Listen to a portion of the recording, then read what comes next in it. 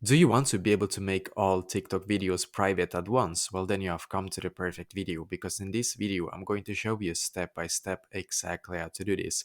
But it is very important that you do watch this video until the very end, because if you don't, then maybe this will not work for you, just so you know. So the first step is going to be for us to come to our TikTok app. And as you can see, I'm currently on my TikTok app right here. What I need to do in here is to firstly come to my profile, and then I'm going to click on the three lines in the top right corner. So click on the three lines. Now in here, I'm going to click where it says settings and privacy, because then you should be taken here, as you can see, which is great. I'm now going to scroll down in here until I can see where it says report a problem. Now click here. Click on report a problem, because then you should be taken to this page, as you can see. Now what you need to do is to scroll all the way down in here until you can see where it says submit a report. So click here.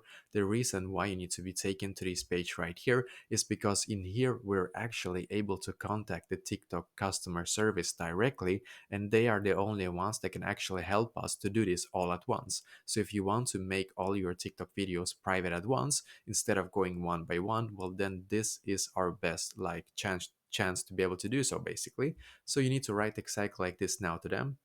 I want to make all of my TikTok videos private. I am sorry, unable to do it one by one.